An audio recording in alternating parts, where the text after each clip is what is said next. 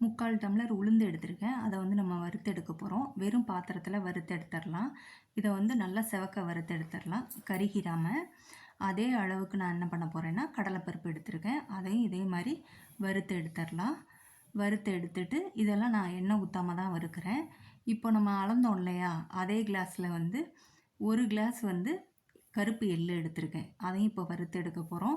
இது வந்து லைட்டா ஹீட் ஆனாவே போதும். ரொம்ப வறுத்துற வேண்டாம். ஏன்னா கசப்பாயிரும். இப்போ வந்து கொஞ்சமா எண்ணெய் ஊத்தியிருக்கேன். தேவையான அளவு பெருங்காயம் போட்டிருக்கேன். 3 வெள்ளை பூண்டு தட்டி போட்டிருக்கேன். போட்டு இதையும் வறுத்து எடுத்துறலாம். எடுத்ததுக்கப்புறம் இதுக்கு தேவையான அளவு கருவேப்பிலை போட்டிருக்கேன். அதையும் இதில் எடுத்துறலாம். வறுத்து எடுத்துட்டு, இப்போ காரத்துக்கு தகுந்தபடி வரமிளகா வந்து நான் 2 கைப்பிடி எடுத்திருக்கேன். உங்களுக்கு எவ்வளோ வேணுமோ அந்த மாதிரி எடுத்துக்கோங்க. இதையும் கருகிராம வறுத்து எடுத்துறலாம். வறுத்து எடுத்துட்டு என்ன பண்ண போறோம்னா, இது நல்லா ஆறுனதுக்கப்புறம் மிக்ஸியில போட்டு எடுக்க போறோம். இப்போ அதுக்கு முன்னாடி தேவையான அளவு உப்பு சேர்த்துறலாம். உப்பு சேர்த்துட்டு ரொம்பவும் கொரகொரப்பா இல்லாம, ரொம்பவும் பவுடரா அரைச்சிராம மீடியமா அரைச்சு எடுத்துக்கலாம். இப்போ இந்த எள்ளு பொடி வந்து இட்லி, தோசைக்கு சூப்பரா இருக்கும். அதில நல்லெண்ணெய் சேர்த்து சாப்பிடையில, அந்த நல்லெண்ணெயோட டேஸ்ட்டும், அந்த எள்ளோட டேஸ்ட்டும் சூப்பரா இருக்கும். உங்களுக்கு பிடிச்சிருந்ததுன்னா நீங்களும் ட்ரை பண்ணி பாருங்க. லைக் பண்ணுங்க, ஷேர் பண்ணுங்க, சப்ஸ்கிரைப் பண்ணுங்க.